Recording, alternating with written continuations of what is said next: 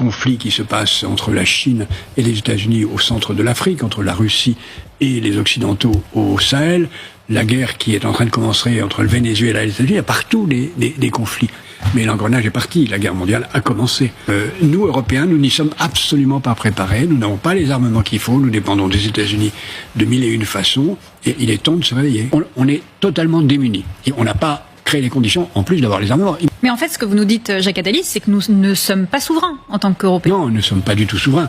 Beaucoup de pays commencent à se dire, si j'ai pas l'arme nucléaire, je suis mort. Ce qui est important là, dans cette partie des sanctions, c'est en effet de sanctionner les pays qui sont complices. Mais parmi les pays complices, il y a la Chine. Alors si nous, on se met à s'opposer à la Chine et que la Chine nous dit, désolé, mais je vous livre plus de batteries ou d'aimants. Voilà. Comme on est dépendant d'eux à 90%, on peut pas. Donc on n'est pas en situation de pouvoir véritablement imposer notre point de vue. En Afrique, Pékin et Washington se livrent une guerre d'influence. Pékin n'envoie pas de troupes. Elle construit des routes, des ponts, des chemins de fer, des ports, des stades, des centrales électriques. Là où les Occidentaux imposaient des dettes avec le FMI, la Chine arrive avec du béton, de l'acier, des infrastructures visibles, des projets. La Chine tient la clé de l'économie du futur. La Chine n'a qu'une seule base militaire officielle en Afrique, à Djibouti, mais elle transforme les ports commerciaux qu'elle finance en points d'appui stratégiques. Ça donne à Pékin une influence maritime sur les routes commerciales mondiales, et ça dérange Washington. Dans le Sahel, c'est la Russie que l'Europe combat sans retenue en injectant tous les moyens possibles, la propagande étant un outil parmi tant d'autres.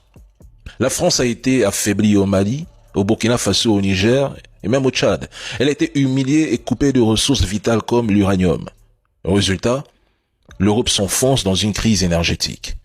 L'Afrique détient 30% des réserves mondiales de minerais critiques. Par conséquent, l'Afrique est devenue le vrai terrain de cette guerre silencieuse parce que, sans nos ressources affamées, il n'y a pas de transition énergétique en Europe, pas de batteries pour les voitures électriques, pas de centrales nucléaires, pas d'avenir technologique pour ces Européens, mais aussi parce que sa démographie fera d'elle le plus grand marché de main-d'œuvre et de consommation du 21e siècle. Celui qui contrôle l'Afrique contrôle le futur. Beaucoup minimisent cette géopolitique, mais la vérité est brutale.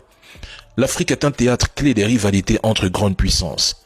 Chaque coup d'État, chaque rébellion, chaque contrat minier est une pièce d'un puzzle global.